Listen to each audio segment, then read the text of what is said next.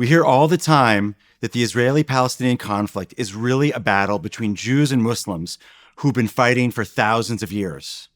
The problem is that this generalization just isn't accurate.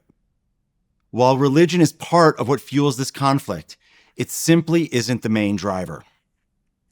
First, Muslims and Jews have not been fighting with each other for thousands of years. Islam isn't even that old. It only dates back to the 600s. Second, Judaism and Islam are relatively compatible religions, and there's a long history of coexistence between Jews and Muslims. Third, both Israelis and Palestinians tend to be more secular than the rhetoric of religious conflict would suggest.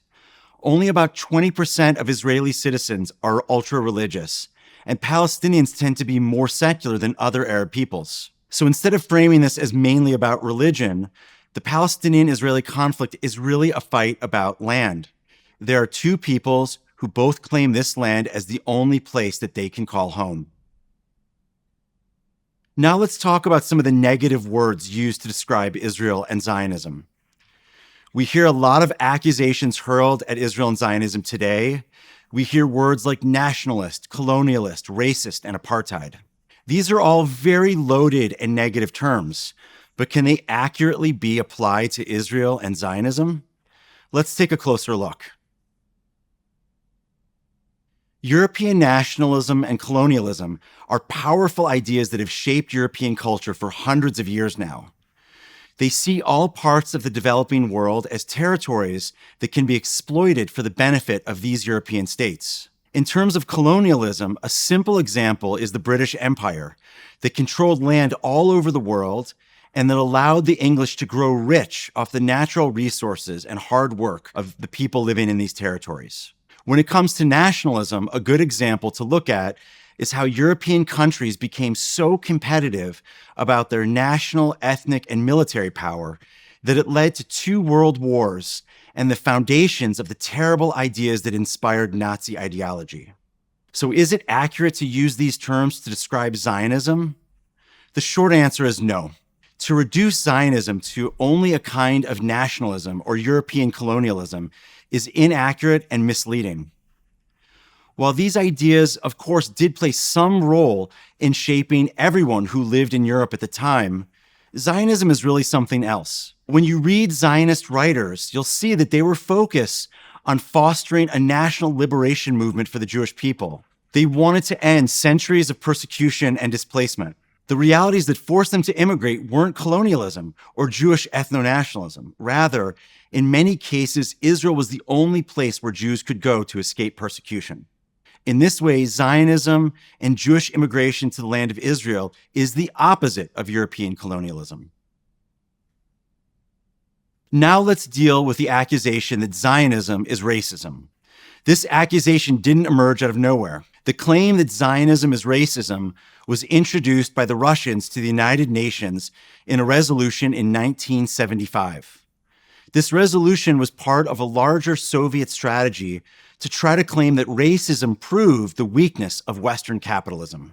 Because the West was backing Israel and the Soviets were backing the Arabs, Zionism somehow got folded into the mix here. During the debates about this UN proposal against racism in 1975, there were competing amendments to this resolution that never got passed.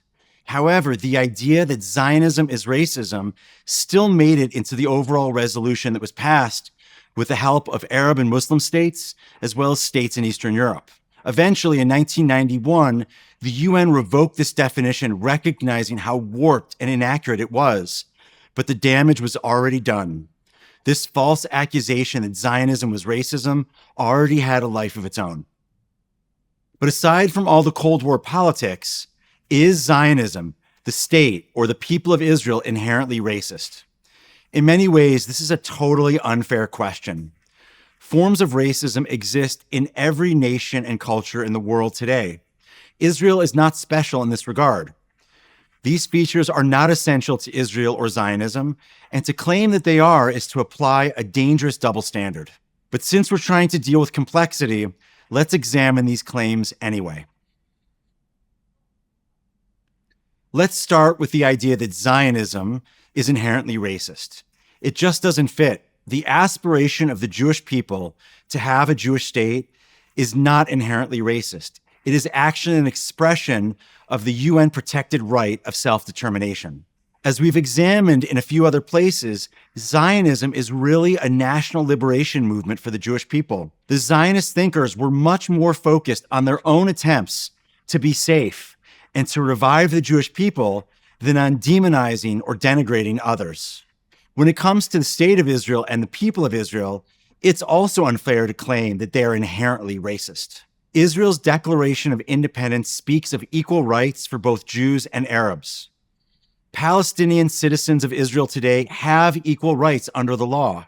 Moreover, Israel is a complex and multi-ethnic society. There are, of course, segments of Israeli society that are committed to democracy and equal rights, and there are segments of Israeli society that hold more prejudiced views against Palestinians. These views are impacted by education, socioeconomic status, religious belief, and cultural origin. But that's not really the point here. The people calling Israel and Israelis racist aren't trying to describe a nation or a culture. They're simply trying to find the slogans that will best demonize Israel. The best way to test this theory is to see if they have anything to say about how Israeli law or society should be changed to make it less racist. Usually, they don't have anything to say. The accusation of racism always seems to lead to the same conclusion: calls for the end of the Jewish state. Finally, let's deal with the claim that Israel is an apartheid state. Apartheid is a term used to describe a system of laws and policies that intentionally privileges a minority group over a majority group on the basis of culture, race, or ethnicity.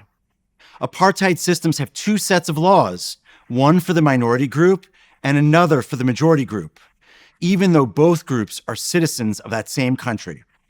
South Africa is the classic example of an apartheid state. Applying this term to Israel is again misleading and inaccurate. If we move beyond name-calling and dive a little bit deeper, it is clear that Israel just doesn't function as an apartheid state.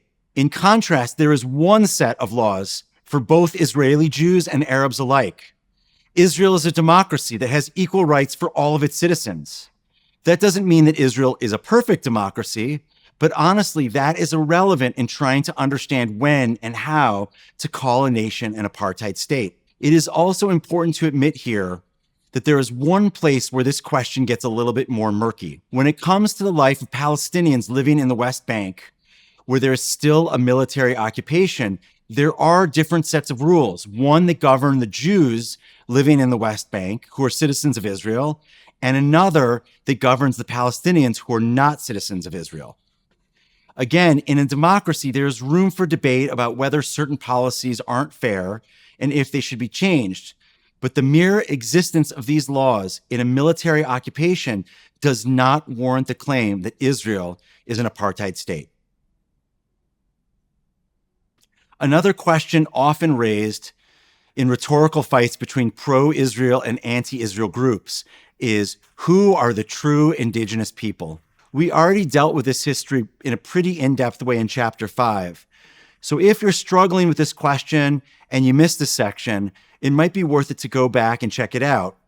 But we'll deal with some of it here just because it flows in the context of the course. I want to say also here that I really think this question of who is the true indigenous people in this region is unhelpful and even dangerous. These kind of arguments are not only misleading, but they also create a kind of rhetoric that makes it easier to dehumanize or delegitimize the other side. The real history of this land is complicated, and the reality today is that both groups have some connection to this land. The Jewish people's roots in the land go all the way back over 4,000 years, and it is the only place in Jewish history that Jews have had political and cultural autonomy. For Palestinians, they also have deep roots in this land. There have been Arabs living there since the 7th century CE, when Islam conquered the region. Having both of these answers side by side may feel unsatisfying and uncomfortable for some folks, because it doesn't really answer the question of who's right and who's wrong. And yet, it is still probably a more accurate way to talk about the situation that most Israelis and Palestinians find themselves in today. But this complexity should not leave us hopeless. Rather, this nuance offers us a gift. By de-escalating the rhetoric around the conflict, it offers us a chance to feel more grounded, and we become less susceptible to all of the incendiary talking points that permeate online and social media discourse. In the next chapter, we're going to address the question that always comes up about who is responsible for starting this conflict. Of course, the answer is more complicated, but we'll really delve into the nuanced history of how violence between Arabs and Jews began, as well as what forces helped create some of the most important leadership groups that still lead the Palestinian people today.